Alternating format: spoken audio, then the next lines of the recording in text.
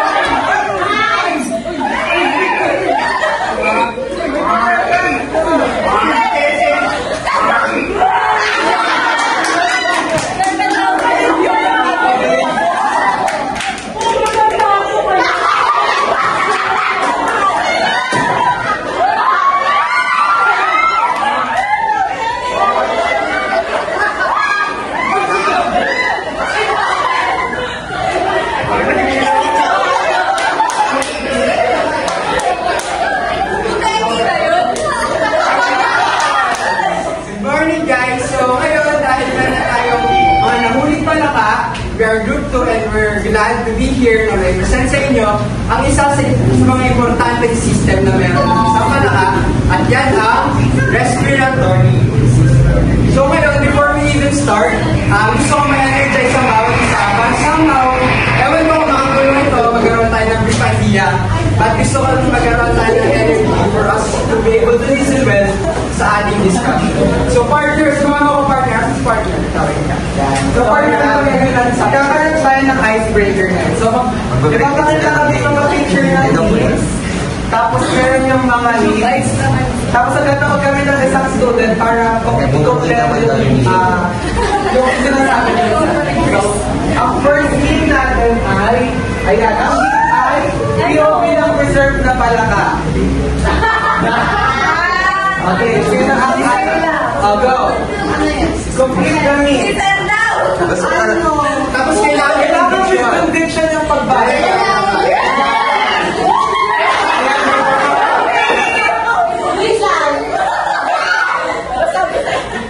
Dito ka lang doon ka para kita sa video. May yellow ka. Ate, may palaka ka po. Ate, may palaka ka. Balikan. Dito? Balikan.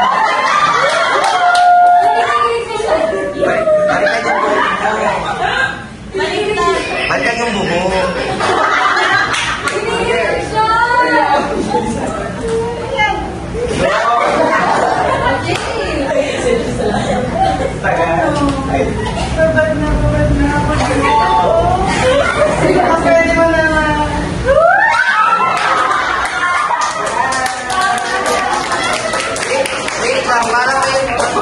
May mas bagay kasi nakatube yung ano. Kaya yan. Palakpakan niyo naman!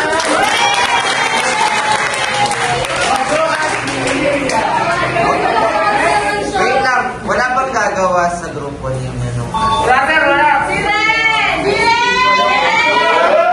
Palakpakan niyo naman! Siyempre, katulad ng ginawa ng grupo, hindi pa ginagawa nila. So, dapat meron din sa grupo dito. Parang palakpakan niyo naman, guys!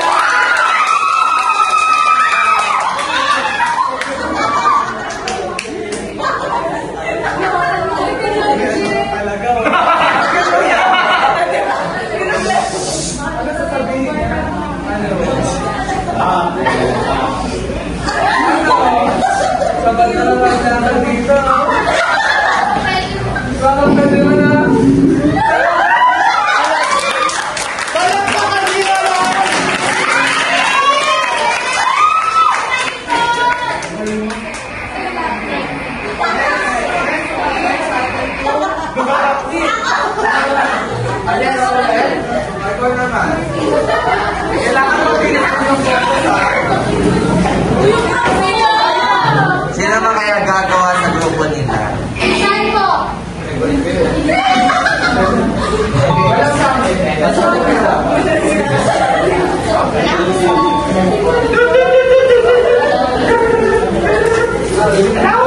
Ano ba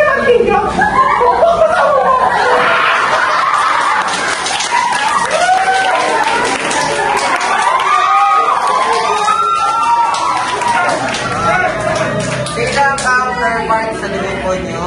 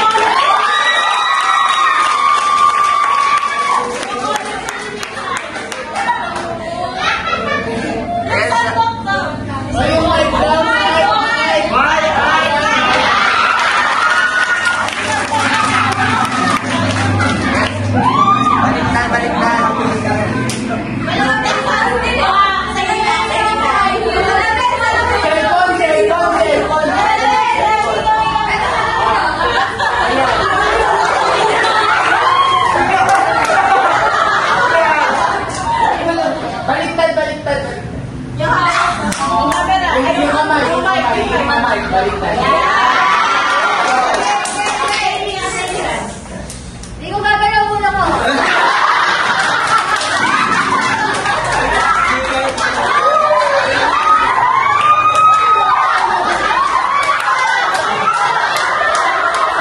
Sino pa ang counterpart?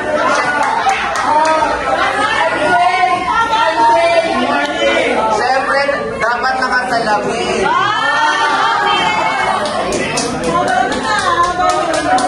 Ay, meron daw sando.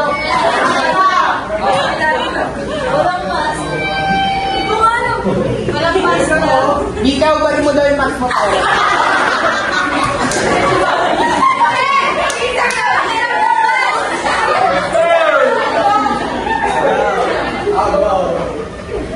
Hindi ko gagawin yung ulo ko ah.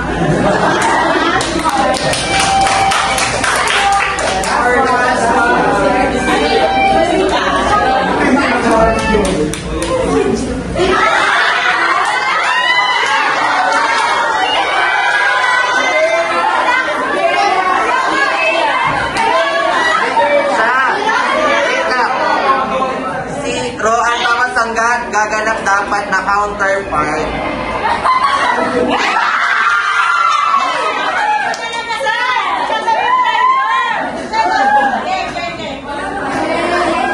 Ay, siya pala yung driver.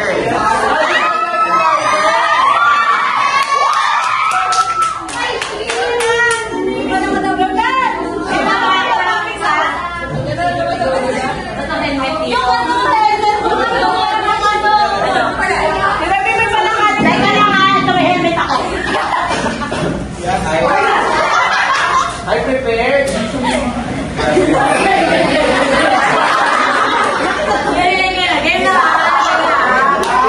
Ano ang nasa motor? Motor.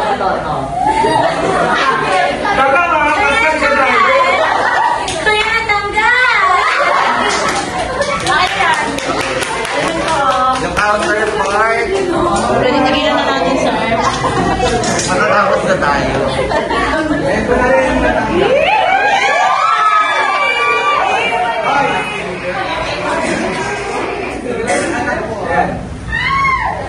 Kaya tanggal.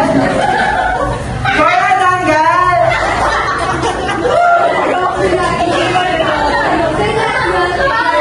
Thank you very much for your participation.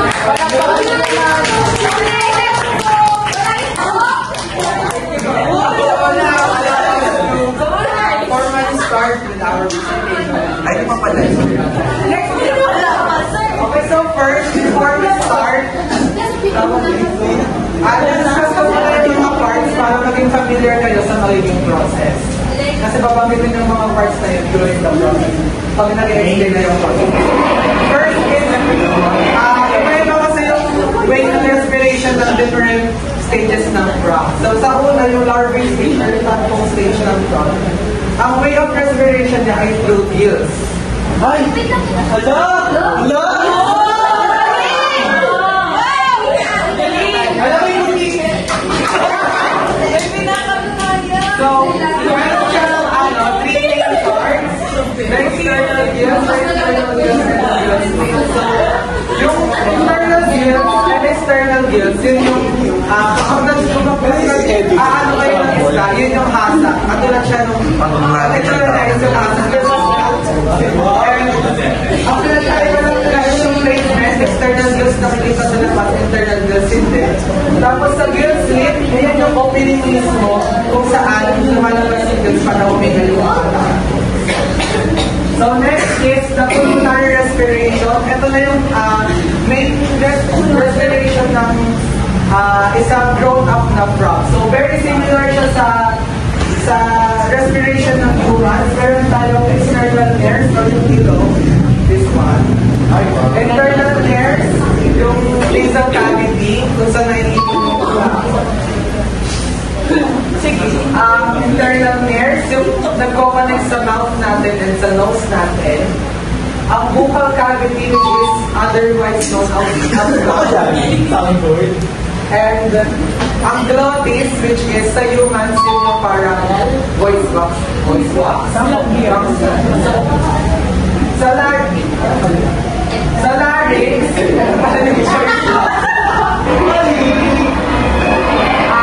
isa siya.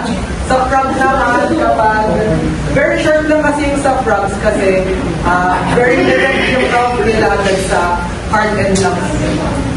Sa trachea naman, which is meron din sa humans, actually lahat ng dito, nakikita rin natin sa humans. Sa trachea, which is yung windpipe, alam nyo, fun fact, kapag nasunto kayo niya sa windpipe niya, parang, ang tawag doon, mag-winded kayo, tapos nahihirapan kayo.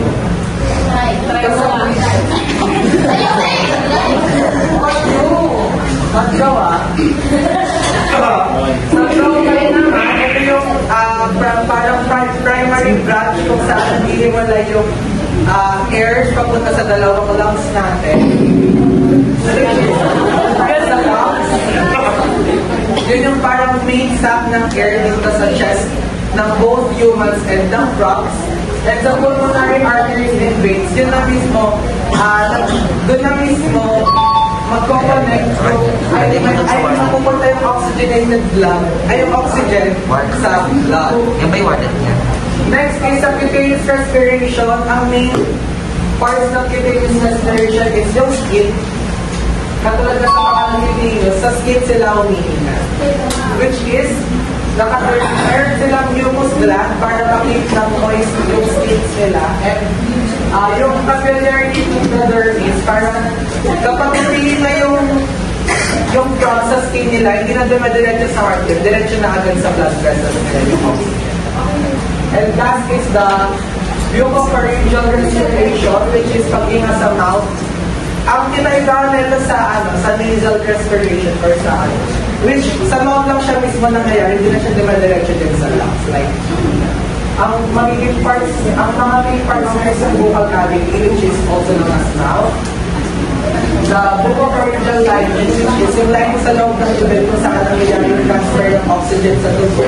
And yung capillaries and mouth, yun na mismo yung kumukuha ng tubo kumukuha ng oxygen from the mouth to the lungs.